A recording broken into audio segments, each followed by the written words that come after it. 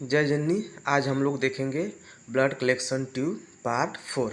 हमने part 1, part 2 और part 3 में EDTA vials, SST vials, plain vial और सोडियम फ्लोराइड वायल के बारे में हमने जाना था कि कौन कौन से ट्यूब में कौन कौन से जांच हम लोग लेते हैं। उस चारों ट्यूब्स के बारे में हमने जाना था। बस इस पार्ट में हम लोग सोडियम साइट्रेट ट्यूब के बारे में जानेंगे कि इस ट्यूब में हम लोग कौन कौन से जांच ले सकते हैं, इस ट्यूब में कौन सा केमिकल मिला होता है, कितने परसेंटेज में मिला होता है और कितनी मात्रा में हमें ब्लड इस ट्यूब में सोडियम साइट्रेट वाले ट्यूब में हमें लेना होगा। ठीक, तो इसके बारे में हम लोग संपूर्ण जानकारी प्राप्त करेंगे इस वाले वीडियो में।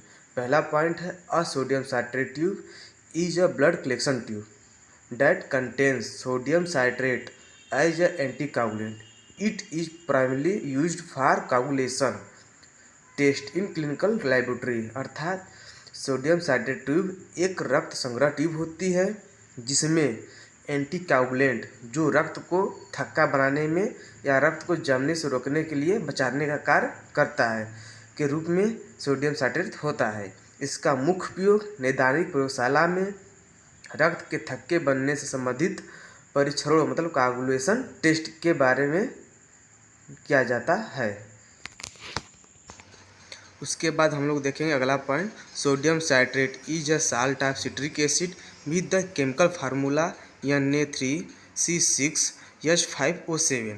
अर्थात सोडियम साइट्रेट साइट्रिक एसिड का एक लवण है जिसका रासायनिक सूत्र Na3C6H5O7 होता है। इसका सूत्र ये होता है। ठीक, सोडियम साइट्रेट का एक लवण होता है।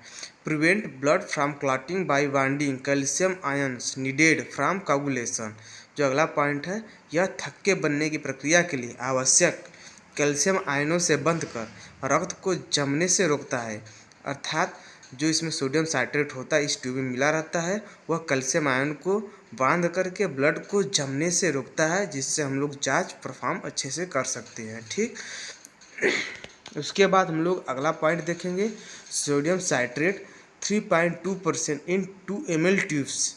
मतलब सोडियम साइट्रेट जो है ये सोडियम साइट्रेट ट्यूब में 2 ml के ट्यूब में 3.2% में सोडियम साइट्रेट मिला होता है, या 3.8 sodium citrate prevent in the tube में होता है। उसके बाद अगला पॉइंट है, कैपलर लाइट ब्लू।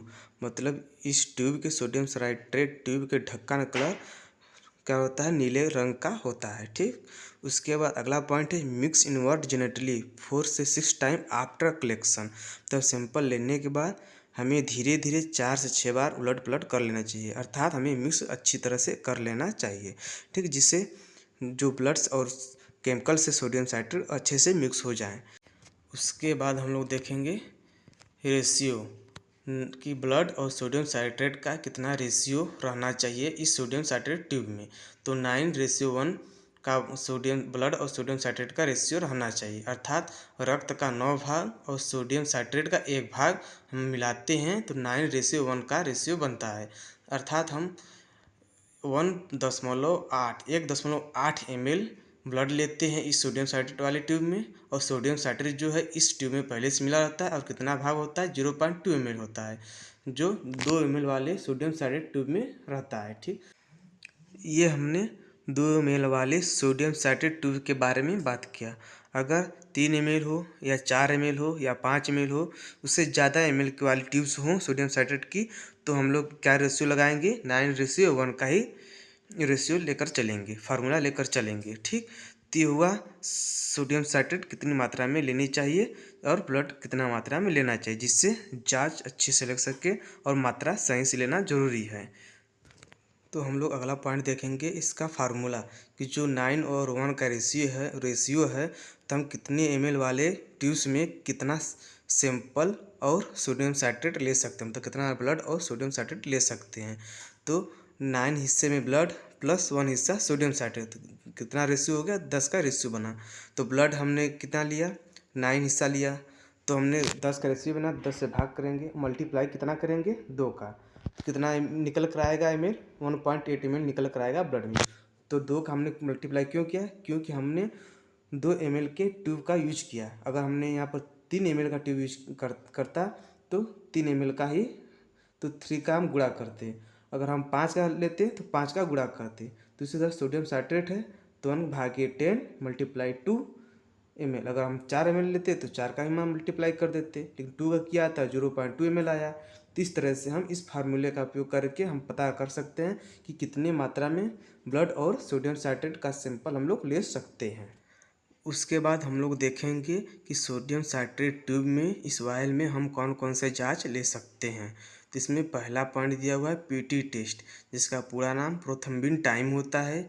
उसके बाद इसमें अगला पॉइंट दिया है आईएनआर, जिसका पूरा नाम इंटरनेशनल नॉर्मलाइज्ड रेशियो होता है, जो पीटीएनआर का स्टैंडर्ड रूप होता है। ठीक, उसके बाद तीसरा पॉइंट में है एपीटीटी, जिसका पूरा नाम एक्टिवेट पैराटियल थ्रोम्बोप्लास्टिन टाइम है।